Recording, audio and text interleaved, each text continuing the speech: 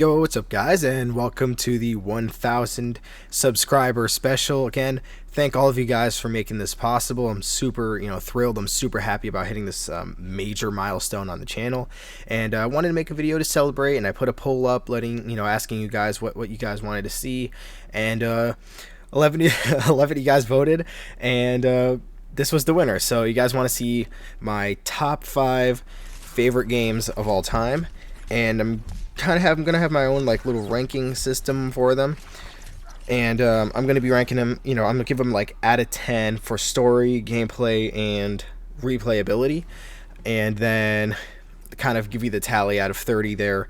And I'll try not to ramble too much as I go through each of these games, but I do love each and every one of these, and it was incredibly difficult to rank these. So yeah, I guess let's just get into it. So starting at number 5, I'm putting God of War 4, or God of War 2018.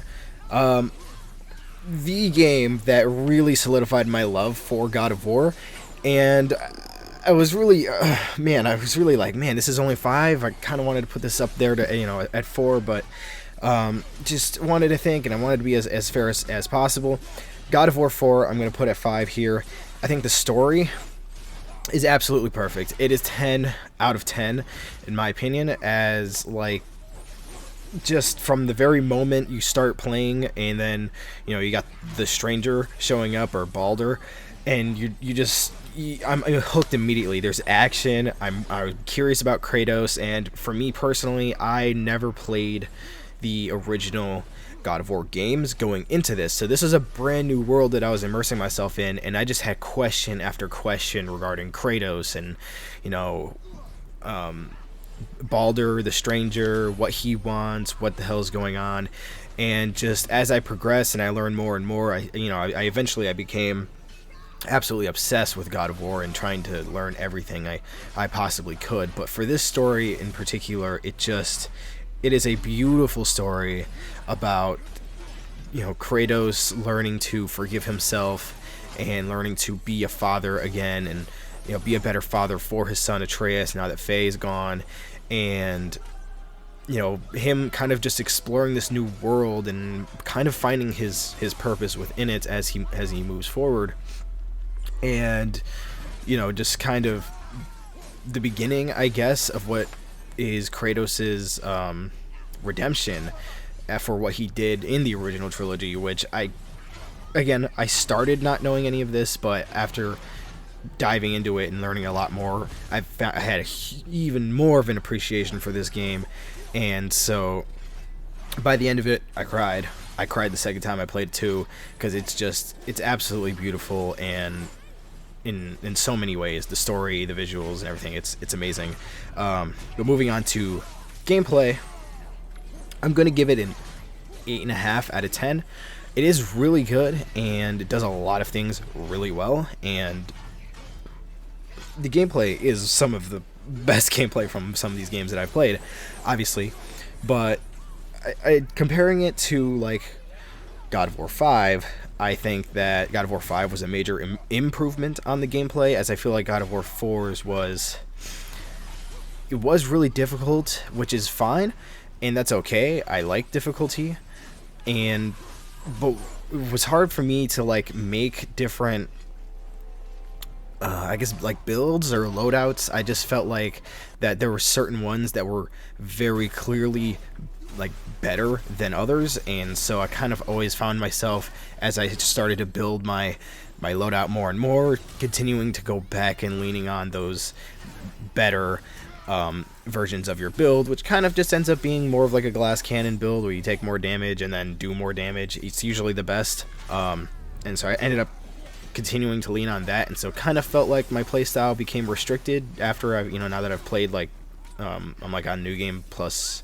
I've beaten New Game Plus 3, and so like it's good, but after playing God of War 5, kind of got bumped down a little points there. Replayability, I'm giving it an 8 out of 10, because really it's great going in and trying to replay and see how much better you can get with all of the bosses, and kind of making the other loadouts, that's also part of why I like that. But again, just the fact that I keep finding myself leaning back onto that loadout that I've been using so much, kind of like when my head I'm calling it like a glass cannon kind of thing. Really, that kind of where it ends. And after New Game Plus 1, maybe plus 2, there really isn't anything more for you to find or more for you to get or whatnot. And so like the replayability, you're getting, I'm saying you're getting about 2 to 3 playthroughs out of it, and that's kind of where it starts to be like, okay, I've had my fill. I've gotten through all of this. So in total, God of War 4, it's a 26.5 out of 10 if you do the math. Wow, I'm dumb. That's a 26.5 out of 30 if you want to do the math there for my ranking system. So story 10 out of 10, gameplay 8.5 out of 10, and replayability also 8 out of 10. Definitely top 5 favorite game of all time. Coming in at number 4. Won't be a surprise to a lot of you guys who've been watching the channel for a while. Mortal Kombat X. It is the best, in my opinion, still the best Mortal Kombat game to ever release. Okay, and I'm going to rank it off the same 3 categories: story, gameplay, and replayability. And starting with the story, it could be a lot better, and you guys will find out more of my thoughts on the story, because I am planning on diving into Mortal Kombat and Mortal Kombat X in terms of like story video essays on it. So you'll definitely hear more in depth as to why I feel the certain ways that I do. But regarding MKX in particular, it was pretty decent at the start of the story, and then it just kind of ends up getting really confusing with Kotal Khan supposedly being menacing, Khan of Outworld kind of thing. He's replacing Shao, and then he's getting beat by Kung Jin relatively easily, and he's supposed to be a god and things, and so like stuff like that where it just feels like a lot of things are inconsistent. And then of course the biggest gripe that pretty much everybody has is Cassie Cage whooping corrupted, like Jinsei corrupted elder god Shinnok one-on-one. And like, I guess, yeah, you could say, oh, the green power kind of thing is similar to like his kryptonite and whatnot. That was the writer's excuse. I'm going to call it an excuse because that's some bullshit. But yes, that is also a huge gripe that I have. I get it. Like, it's just, I get that you don't want to like have the same few characters constantly beating the big bad guy, but it just doesn't feel like it was set up well at all. If anything, it was more properly set up for Johnny Cage to be the one to beat him here, because Johnny's fought with him in the past and in the previous fight and everything, and it kind of feels like it hints at it, hints at the green stuff being like a kryptonite kind of thing. And my first playthrough, which is a while ago for that story, I do kind of remember thinking, oh, maybe Johnny will do it, or maybe Raiden will do it, as he's the god. And at this point, the rules of Mortal Kombat don't really apply, because you got a fucking elder god coming down here and decimating everything. But regardless, the story really wasn't all that great. But it was still definitely enjoyable for a Mortal Kombat game, and it set up something really nice with Dark Raiden at the end. So, without going into MK11 and my immense disappointment in it, that was a great setup and a really great dynamic for Raiden, and I was really looking forward to more. But moving on from the story, gameplay.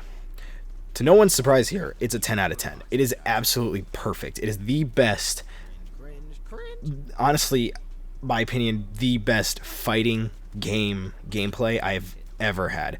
It is fast paced. You can be super creative, even to this day, years after this game came out. What, 2015, I think it came out? So nearly a decade after the release of Mortal Kombat X, and there are still unique and cool combos that you can make that no one online has seen before. that's just incredible. There's just so much that you can do in terms of your play style with each of the variations, and with each character having 3 variations, or really 4 if you want to go variationless. That's essentially like every character being 4 different characters. That is a lot of fucking content. On top of that, a bunch of different game modes like test your luck, and obviously you got the classics like King of the Hill and all of that kind of thing. And there was just a lot there's just a lot to do online, and it all came out like that at launch, unlike MK1. But like, just to have those casual game just to have those casual game modes and everything was also amazing, and to have a full-blown crypt to get awards and things like that. Like, there was a lot to do in MKX, a lot of substance and a lot of fun things in the gameplay itself that still to this day makes MKX my favorite Mortal Kombat game of all time. And then obviously, as I've mentioned, there's a lot of shit to do, so replayability is also going to be a 10 out of 10, because first off, it has that kind of an edge because it is a competitive, online game where I can go back and just, if I want to replay MKX, I essentially just go into play multiplayer and head-to-head and just play my games, right? But what makes it even better is just the fact of how creative I can be, how much there is to learn, how many ways that you can approach your fights, and just there's never a lack of creativity and fun when you're playing MKX. And so 10 out of 10 gameplay, 10 out of 10 replayability, 6.5 story, for a total of 26.5 out of 30, which would tie it with God of War 4, but I am ranking it as number 4 because it holds a special place in my heart. Moving on to number 3, entering the top 3 here. Number 3 is Ghost of Tsushima. Story is immaculate. It is peak. It is 10 out of 10. I cried hard at the ending. I did not expect to have to make a choice between killing Lord Shimura and letting him live, and I did not expect it to be such a difficult choice for me. I didn't even make my choice, and I was like already crying because neither option felt right. Kill him? That just feels deplorable. I don't want to kill Lord Shimura. He's been there with me the entire time. He wanted to adopt me. He was like my dad the entire. He was Jin Sakai's dad the entire story, and it was just beautiful. But at the same time, killing him is honoring him. Everything for Lord Shimura has been about honor, and he lives and will die by that code. And so by letting him live, I'm forcing him to live dishonored and against his morals and what he wants. Like, then that feels terrible too. And so I did end up making the choice to kill him, which definitely made things even worse in terms of the tear ducts going off. It was just so sad, and what an incredible journey while playing that game. And then, of course, visually, every single second of Ghost of Tsushima is the best visuals in a game I have ever seen. Oh my god, just look at this, guys. This is beautiful. And so every time I boot up Ghost of Tsushima, I'm just taken aback at just how gorgeous it is. And so I can't wait for Ghost of Yotei whenever that comes out, because oh god, if it's even like 80% of what Ghost of Tsushima is, it's going to be good. So yeah, gameplay wise, I'm going to give it a 9 out of 10. It has amazing things in there, and the gameplay overall is super satisfying, and you actually feel like a fucking monster when you get the enemies who get terrified and they just drop their shit, they fall back, they start crawling away from you. Oh my god, it's like a fucking god complex. I'm like, oh, I'm so powerful, they fear me, and then they start running away. Oh, it's so freaking awesome.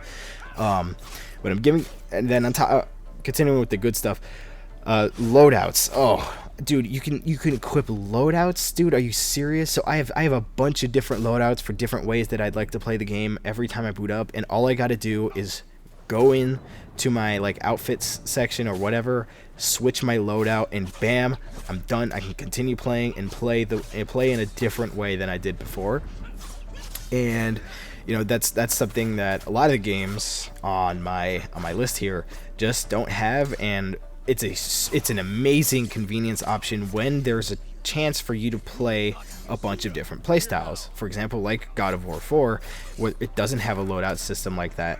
And so if I do want to change the way that I'm playing, I have to go in and manually reslot everything, and it's just tedious. So where Ghost of Tsushima has loadouts is amazing, because all I got to do is pick loadout 1 or 2. Done. And that's that. So I could just spend a lot of my time in one sitting if I wanted to, and just make a bunch of different loadouts that I want to use, and then just swap between them. Super convenient, absolutely incredible when in terms of conveniency. And so that's a huge plus for that as well. But I did give it only a 9 out of 10, because there's just some times where I feel like it's a little janky, and more so in like group fights, I guess. If it sometimes just feels kind of weird. And I don't I don't like using the lock-on system, but it also feels janky when it's not locked on. It's not bad. It just feels a little weird, where like I feel like I could be swinging at like an enemy on my left and it doesn't quite hit him, or like I'm not really sure how to describe it, but it just sometimes it feels a little off. Not all the time, but mostly again in like when you're fighting a bunch of enemies at one time, it kind of feels difficult to defend yourself, but more so in a way of like I'm trying to do a certain thing but it's not letting me. I don't know exactly what the words are for this, but yeah, it just feels a little janky sometimes. So 9 out of 10. Replayability, 8 out of 10. Just because I haven't actually played my New Game Plus yet, and I'm sure playing the New Game Plus is obviously going to be beneficial when talking about this, but I haven't done so yet, and I'm sure there's more stuff to do and to get. But from what I can tell right now, I feel like after I play New Game Plus once, I'm not going to really feel enticed to go and replay it again for any like particular reason other than just wanting to relive the story, which is immaculate, and it is a reason to want to play the game again. But in terms of like everything else, there really doesn't really feel like there's much more to obtain or to do in terms of a New Game Plus. So obviously the want to replay it is there. I want to go and play a New Game Plus soon, and I'll probably end up playing it a third time, probably just before Ghost of Yotei comes out. But otherwise, I don't really get a feeling that there's going to be a whole lot to play for beyond New Game Plus 1. So I'm going to give it an 8 out of 10 there. And again, wanted to stress just how gorgeous this game is. So that's why it's at the 3 spot. Total of 27 out of 30 puts it right there at number 3. And number 2. We're approaching my 2 favorite games of all time. And I'm going to tell you right now, it has been extremely difficult to pick. This is one of the hardest decisions I've ever made. And I'm going to include both of these games DLCs. Because the next number 1 and number 2 have DLCs that came out, and I'm going to include them as part of the entirety of the game. Number 2, God of War Ragnarok, God of War 5, including the DLC Valhalla.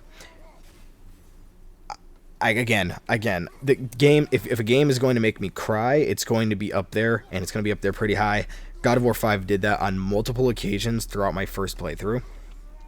And the story itself, which is a 9.5 out of 10. Really, biggest point being deducted here. Huge reason why I'm subtracting half a point. Ironwood. I fucking hate Ironwood. It was alright the first time, but even the first time felt pretty fucking slow because you're doing chores with Angrboda. Very frustrating. I'm literally just going around. You can't sprint. You just kind of... It just felt like a slightly interactable cutscene the entire time. And on New Game Plus playthroughs, which I've played this game way more than probably most people have with New Game Plus 7. But Going through Ironwood was a pain in the ass every single time. It is always a pain in the ass because there's no way to skip it. It's extremely slow, and you're just doing chores and listening to the dialogue. And again, it was important and fine the first time, but it got really, really slow, really, really quickly, and kind of fed up with it. However, everything else, every single other part of that game, story-wise, incredible. Absolutely incredible.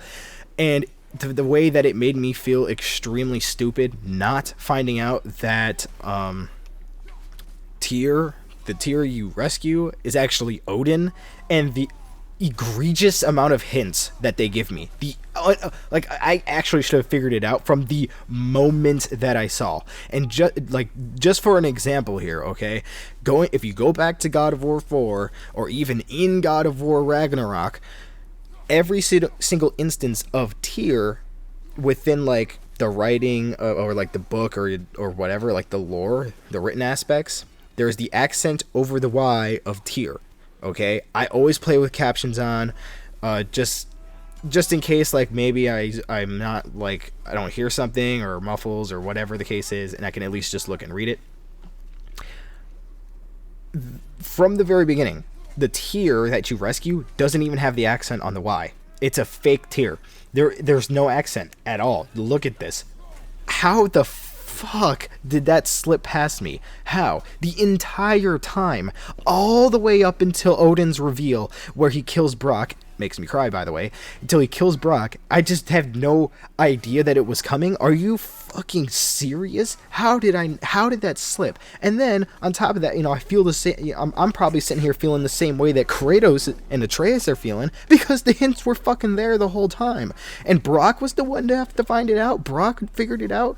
Oh my god! And then that's just so good for Brock's story, because you spend a lot of time with Brock throughout the game, and so you do kind of get this feeling of, okay, something might happen here.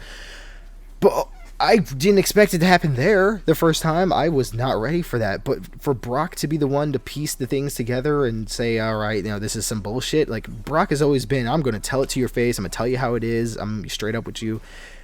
And so when that happened, I was like, oh my god. Like, I had the amount of emotions that I had because I was so sad at Brock's death. I was absolutely dumbfounded that I was deceived. And then how really poetic it is that Brock is the one to call him out. So, again, it also, moving away from Brock, it really does feel like the story, especially after the inclusion of Valhalla, wraps up Kratos' redemption arc, and it is done beautifully. Absolutely beautifully, okay? At the end of the story, Kratos finally drops his mindset of, like, you have to sacrifice everything if you want to win, right? And he was willing to sacrifice all of the people there in Asgard that Odin put in the way. And last minute, he sees Atreus becoming, or at least beginning to go down the path of what Kratos has done, and Kratos puts a stop to it, not by just telling Atreus to change, but by changing himself, and to finally shed that mindset that he's been living with his entire life, and to be better, which has been the theme since God of War 4, but to finally be better, and then to say, fuck it, Atreus and I are going to be enough to win this war. Come on, that's insanity. But anyway, again, I love this game a lot, so I'm going to try to cut myself off here and just briefly talk about Valhalla. Valhalla, being a roguelike, works extremely well for what it wanted to accomplish. It gives a great deal amount of replayability, like a great deal. It allows me to just go through and just see how well I can perform each, roguelike sitting, I guess. But to fight and confront your past one final time, for Kratos to go through and confront his past, it's not even just like fan service for us to go back and be like, oh my gosh, I remember this enemy, from the Greece games, like the Greek games. but to also finally open that door at the end, and Kratos confronts his past self, not by combat, but with just words. And when he finally accepts it, he finally, this is where I really believe that this whole like redemption arc has finally come to a close. And it's not even one of, it is the most beautiful character development I have ever seen in any work of fiction, period. But the symbolism of him not fighting his past self, he gets the confrontation, he gets the chance to continue to fight his past self, but he doesn't. Everyone was expecting him to fight himself there. Everyone might have even been hyped, oh, old Kratos versus young Kratos, but he doesn't. He just talks, and he slowly changes his dialogue to where he doesn't say, you did that, you did this. He's no longer separating that part of himself. He said, I chose. That was the most beautiful voice acting from Christopher Judge, the most beautiful monologue I have ever seen, and literally just his words. Again, I'm shedding tears. The amount of times I cried during God of War 5 is just, call me a little bitch, because oh my god, I just couldn't stop crying. It is beautiful, and almost every time I think about it, it's still heartwarming just to even go in and just see it all over again. It is something I love to think about from time to time, and something, Kratos' story is something that's really resonated well with myself and has inspired me to even be better myself. After playing God of War 4 and God of War 5 and like diving into this whole story and the themes of everything, I won't lie, it was a huge inspiration for me to go and lose a bunch of weight. And so I did. I went down. I lost a bunch of weight. I went from 234 pounds to I'm now 178 pounds. And the difference is insane. And so I ended up getting a tattoo of Kratos with half of his young self, half of his older self, kind of representing his journey and being better. And so this game has done more for me than like just being a game. It is inspired me. It has taught me a lot of lessons, and it has really solidified itself as my favorite franchise and story of all time. But yes, it is number 2. So number 2, story 9.5 out of 10. Again, the only reason I deduct half a point here is because Ironwood was shit. I hate it. Gameplay 9.5 out of 10. Just barely shy of being perfect. Again, there's no like convenient way to make loadouts, but everything else is an improvement from God of War 4 minus barehanded combat. So no loadouts and no extension of barehanded combat from God of War 4. I really loved the God of War 4 barehanded combat. I loved it because it built up the stun meter. You feel like really powerful just punching enemies in the fucking face. Dude, that's amazing. But then to go into God of War 5 and then that be like drastically, what's the word I'm looking for? Like, I guess like downgraded almost. There's another word, but it did get pretty like nerfed in a way, and I get it. They wanted to add the spear in and everything, but the problem is that I still can go barehanded. I can just unsheath my weapon, and I can fight barehanded combat. So if you had given me the chance to build more upon barehanded combat and even just barehanded with the shield, that would have been amazing. That would have been 4 different weapons that if you want to lean into just one heavily or rotate between certain ones, that would give you 4 options. Right now I really only feel like you have 3 because the barehanded combat is clearly not intended for you to be using all the time, and kind of a letdown for me because I loved it in God of War 4 because you feel extremely powerful. You really do feel like a god, and not that you don't in God of War 5, but just the sheer barehanded punching, when you punch a fucking Draugr in God of War 4 and they go fucking flying into the wall, it's one of the most satisfying things ever. So I'm just a little sad that it didn't build on the barehanded combat in God of War 5, and then on top of that, no loadouts, so I am deducting half a point for that. Finally, replayability, 9 out of 10. It is great. Obviously, I've replayed it 7 times, but that's more so just because I really, really love this franchise and God of War. So, giving it a 9 out of 10, simply just because, first off, Ironwood. Ironwood in of itself might be the sole reason that I don't give it a 10 out of 10 replayability wise, because when you do replay it, you are forced to go through Ironwood, and so it's just ugh. But Valhalla also does make up for that in a huge way, because I can just replay Valhalla and I don't have to go through the main story mode anymore. But it also has a similar thing where, like I was saying about Ghost of Tsushima, where after, like, you know, your second-ish, third playthrough, there really isn't much else to obtain or do within the story, like the main game itself. And so you kind of just replay it for the sake of replaying it after that. So 9 out of 10 for that one. So that's a total of 28 out of 30, which is damn near perfect. So, I've been ranting about God of War 5 for a while now, and clearly, I've told you guys it's my favorite game franchise of all time. What the hell could have taken number 1? Elden Ring. It is the best game I have ever fucking played in my life, and it's not close. I guess I could say it's close. It is close between God of War 5, but I might be a little biased. Elden Ring is absolutely incredible, okay? Story, 10 out of 10. I am still diving into lore to this day. And I didn't play Elden Ring right away, but because I was in my huge God of War phase that came out in the same fucking year. So when I did get my hands on Elden Ring, I have not been able to stop.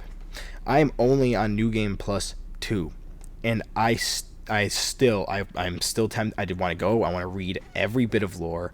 I want to learn as much as I can about the story of this world and all of the theories, and I'm diving into it on YouTube. This is just obscene how much content that there actually is for the story. Just talking about the story. I won't even talk about the gameplay yet. Just talking about the story. The fact that now I'm including Shadow of the Erdtree here.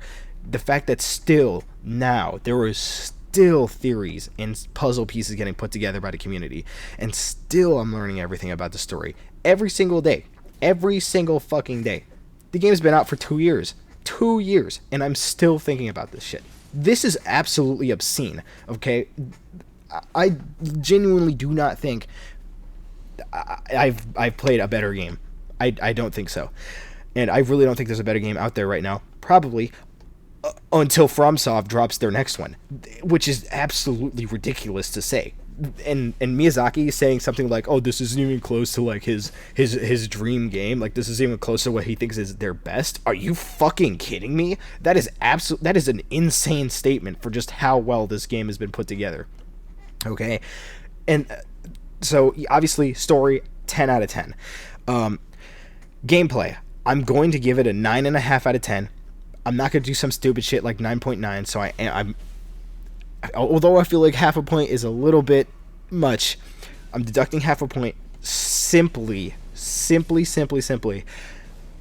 because there's no possible like loadout saves, or like just like even like no loadouts, no saving certain things, or even like I can't even like favorite certain items within the menu, and there's a shit ton of items. There's a shit ton of items. I don't even have all of them yet.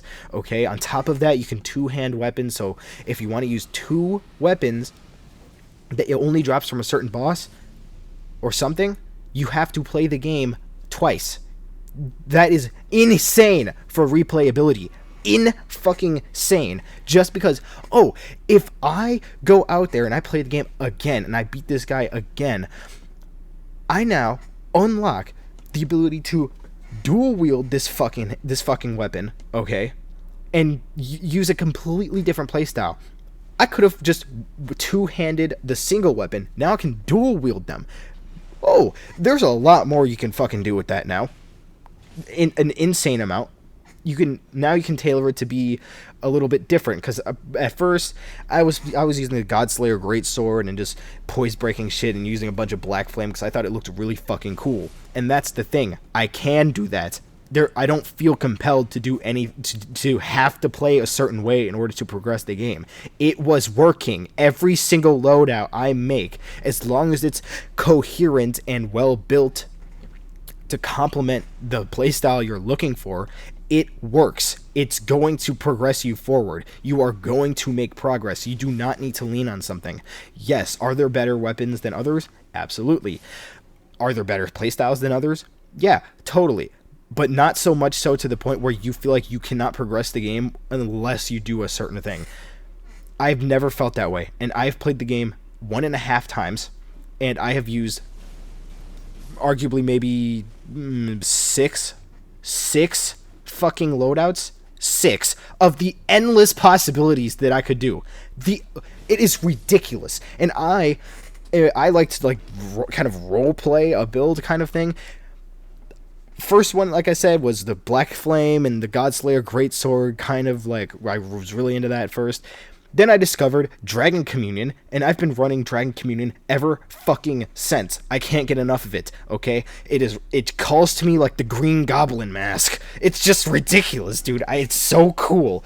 But the thing is, I don't even have to do that. I can play in other ways. I want to be a full-blown fucking wizard. I can do that too, okay? Fuck these bosses, I'm gonna zone them out. Or I can go full guts mode, which the community loves to do, get a big-ass sword, and just swing that thing. That's all I have to do if I want to do that too, and it works.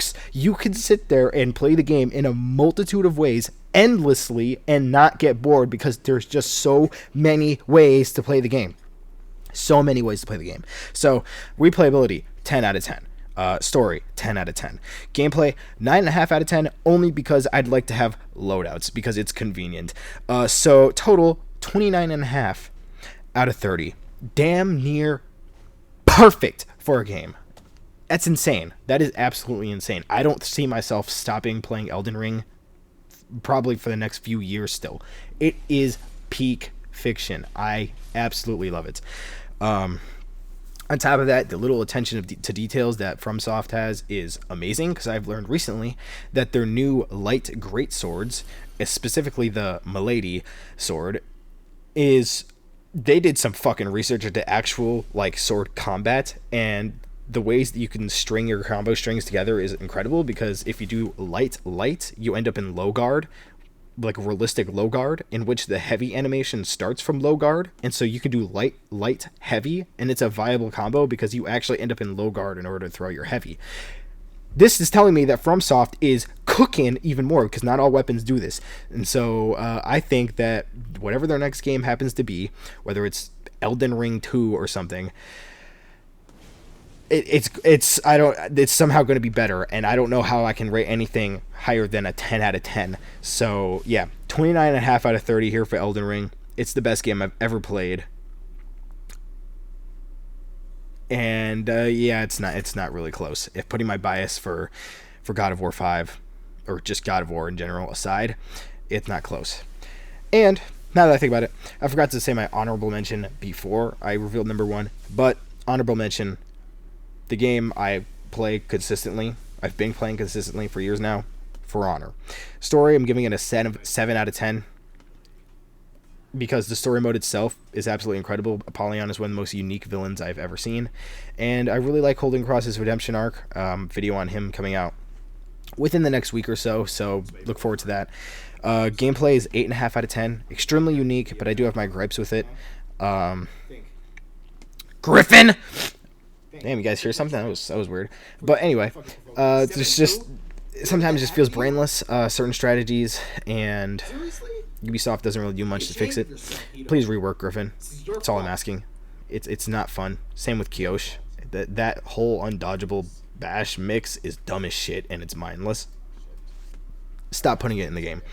Replayability, obviously it has that edge of being a competitive multiplayer game, so I can play it all the time because, you know, just Dominion, there's Dominion, duels, brawls, breach, like there's a lot of shit to do, and so obviously it's very replayable. Story itself, not so much, but there's a lot of content in terms of like just doing things.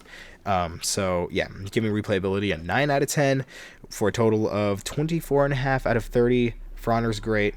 Go try it out if you haven't already. But yeah, that is my top 5 games list that you guys voted on seeing. So there you go. If you guys have any questions about any of these games or whatnot, or any counterpoints you guys would like to make, I guess. I mean, it's my opinion video, so yap away. I'm probably not going to change this order, so whatever. I hope you guys enjoyed today's video. Again, thank you guys so much for 1,000 subscribers. It really does mean the world to me, and it's only up from here, and I hope you guys are looking forward to whatever the future holds for this channel. And within the next week, I'll have my Holden Cross video out for you guys, and yeah, see you guys then. Leave a like, subscribe, do the things with the buttons down below. Appreciate you guys, and I'll see you guys in the next one.